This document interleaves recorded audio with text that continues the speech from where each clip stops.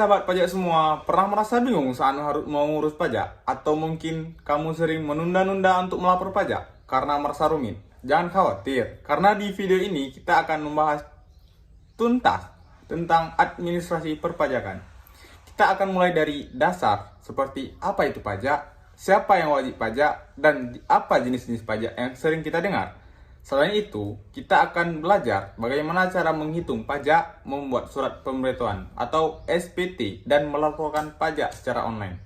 Nah, seperti yang kita bilang tadi, pajak adalah kontribusi wajib yang dibayarkan oleh individu atau badan usaha kepada negara berdasarkan undang-undang tanpa mendapatkan imbalan secara langsung.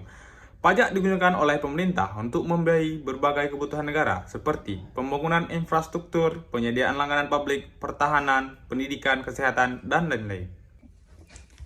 Jadi kawan-kawan, siapa yang wajib bayar pajak? Yang wajib bayar pajak adalah setiap orang atau badan yang menurut undang-undang perpajakan diharuskan untuk memenuhi kewajiban perpajakan. Ini termasuk pembayaran pajak, memotong pajak, misalnya perusahaan yang memotong PPh dari gaji karyawan atau memungut pajak, misalnya penjual yang memungut PPN dari pembeli. Nah, siapa yang termasuk wajib pajak? Secara umum, wajib pajak dapat dibagi menjadi dua kategori. Yang pertama, warga negara Indonesia yang bertempat tinggal di Indonesia. Yang kedua, warga negara asing yang berada di Indonesia lebih dari 183 hari dalam 1 tahun pajak. Yang ketiga, orang asing yang tidak bertempat tinggal di Indonesia tetapi memiliki penghasilan dari sumber daya Indonesia. Nah, dari itu semua, gimana cara penghinaan pajak? Cara penghinaan pajak bisa berbeda-beda tergantung pada jenis pajak yang dimaksud.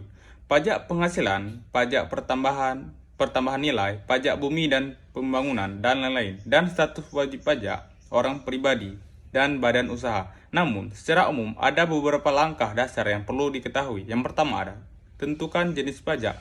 Yang kedua, kumpulkan data. Dan yang ketiga, kenali dasar hukum. Setiap jenis pajak memiliki aturan dan tarif yang berbeda-beda. Pelajari undang-undang perpajakan yang berlaku untuk jenis pajak yang ingin Anda hitung.